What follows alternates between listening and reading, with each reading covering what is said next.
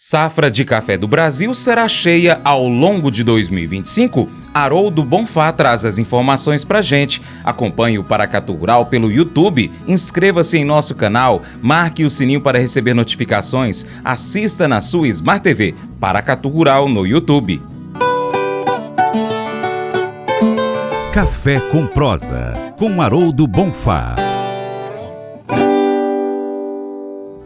O Brasil fechou 2024 com recorde nas exportações de café, que chegaram a um total acumulado de 50,43 milhões de sacas de 60 quilos, aumento de 28,5% na comparação com 2023.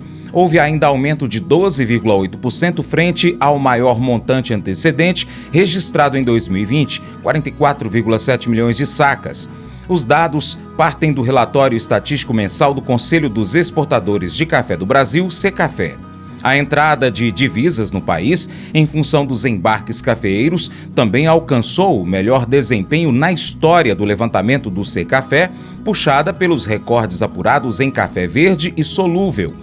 De janeiro a dezembro do ano passado, as remessas renderam 12,51 bilhões de dólares ao Brasil, alcançando 55,4% sobre 2023 e 35,4% em relação ao maior montante antecedente, registrado em 2022, conforme as informações do portal Safras e Mercado.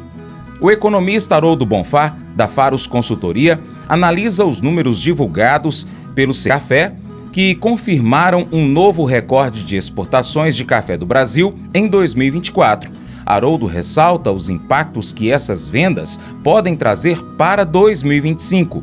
A tendência é que as lavouras não sejam cheias ao longo desse ano, já que a planta do café tende a se recuperar no ciclo posterior a uma grande safra.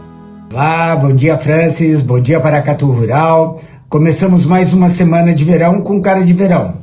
Chuvas, tempestades, inclusive até alguns alagamentos. Ótimo para as plantas. Segunda-feira, Nova York fechado, Estados Unidos fechado, Trump assumindo o segundo mandato, um mercado muito preocupado e atento a isso. Sim, haverá mudanças políticas e econômicas importantíssimas. Estaremos acompanhando aqui para e passo. Que mais? Saíram os números de exportação do ano de 2024, nos últimos 12 meses. Batemos novo recorde na exportação, 50,4 milhões de sacas. Número importantíssimo. Lembrando que nós estamos batendo recorde atrás de recorde de exportação. Lembrando que tivemos aí um ano muito difícil em 2024 e tudo isso trouxe sim muitas vantagens, preços muito altos que estão sim influenciando todo o mercado. Muita atenção quanto ao consumo. As pessoas extremamente preocupadas com esses números altos de prateleira e que isso possa provocar aí uma substituição no tipo de café que você vai tomar. Estaremos atentos a isso também.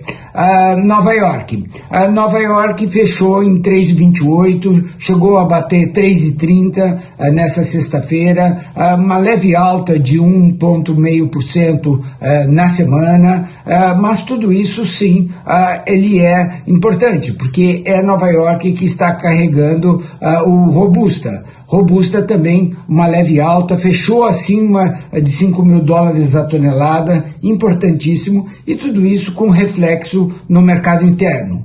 Como? Preços aí praticados a R$ 2.200 uma saca de café bebida dura. Importantíssimo isso. O Conilon saiu negócios acima de R$ 2.000 uma saca. Também importantíssimo isso. Todos esses valores são sim para quem ainda tem café, que não são muitos. Lembrando que tivemos aí muitos problemas e esse volume muito forte na exportação, aliado ao mercado interno consistente, de 22, 23 milhões de sacas, isso dá um número aí importantíssimo. Nós estamos falando aí em 73 milhões de sacas entre consumo mais exportação. E não são números que as pessoas estavam retratando. Ou seja, tinha um estoque de passagem importante e, mesmo assim, mesmo com a safra que já foi colhida, teve que superar todos esses números. Números que não devem continuar nesse ritmo, obviamente, por várias razões.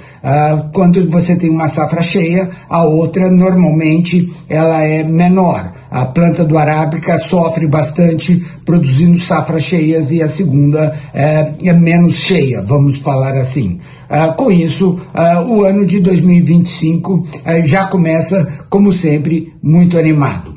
O dólar andou de lado, tentou correr abaixo de 6, não conseguiu, fecha a semana no 6,06 e assim deve continuar. As expectativas são para aguardar toda essa movimentação política e econômica do Trump, que ele sim deve dar aí novas diretrizes. Além de tudo, temos todas as nossas confusões internas aqui e de redução de déficit que são importantíssimas. São medidas que teremos que tomar mais cedo ou mais tarde. É uma questão apenas de tempo.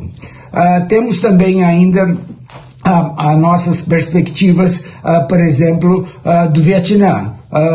Existem muitas conversas sobre como será ou como está sendo a safra do Vietnã, lembrando que agora o mês de janeiro para eles vai ser mais curto. No final do mês tem o Ano Novo Lunar Chinês, também já falamos sobre isso. Isso deve diminuir as exportações no janeiro e isso sim também deverá impacto, ou seja, pressões de preços à vista pela frente. Tenham todos aí uma excelente semana. Sucesso! Se você quer ser uma pessoa feliz, precisa olhar para cada problema pelo ponto de vista de Deus. Pessoas felizes possuem perspectivas mais expandidas.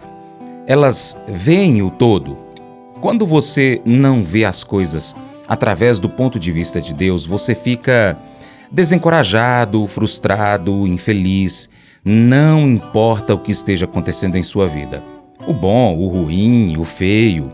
Deus está elaborando um plano. Paulo sabia disso. Ele diz em Filipenses 1:12: Meus irmãos, eu quero que vocês saibam que as coisas que me aconteceram ajudaram, de fato, o progresso do Evangelho. Desde que Paulo se tornou cristão, em seu caminho até Damasco, ele sonhava algo grande. Ele queria pregar em Roma, o centro do mundo naqueles tempos. O seu sonho era pregar o Evangelho na cidade mais importante do mundo. Mas Deus tinha outra ideia. Ao invés de enviar Paulo a Roma para pregar, ele o fez um prisioneiro real de César, que era Nero na época. Nero era o mais perverso e maldoso possível. Como um prisioneiro real, Paulo, acorrentado às guardas reais 24 horas por dia por 2 anos, o guarda então era trocado a cada 4 horas. Ou seja, em 2 anos preso, ele pregou para 4.380 guardas. Quem é o verdadeiro prisioneiro aqui? Quem havia feito o público cativo?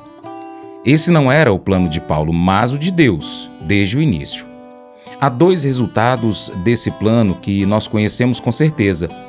Filipenses 4 diz que, em 2 anos, alguns da própria família de Nero se tornaram crentes por conta do testemunho de Paulo na corte real em Roma.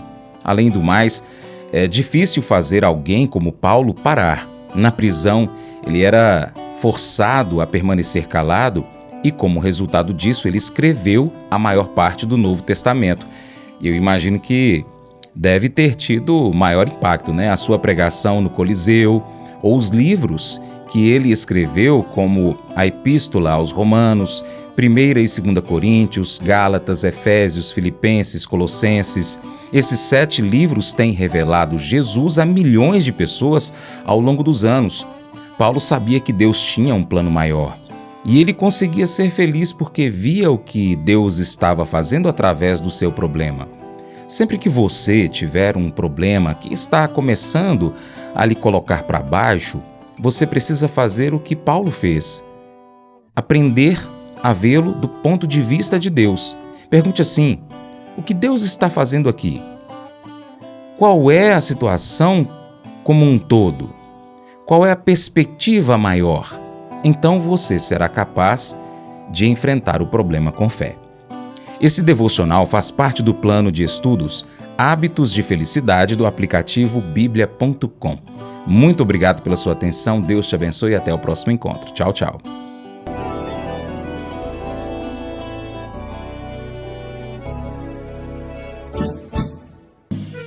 Acordo de manhã para prosear no mundo do campo, as notícias escutar. Vem com a gente em toda a região com o seu programa Paracatu Rural.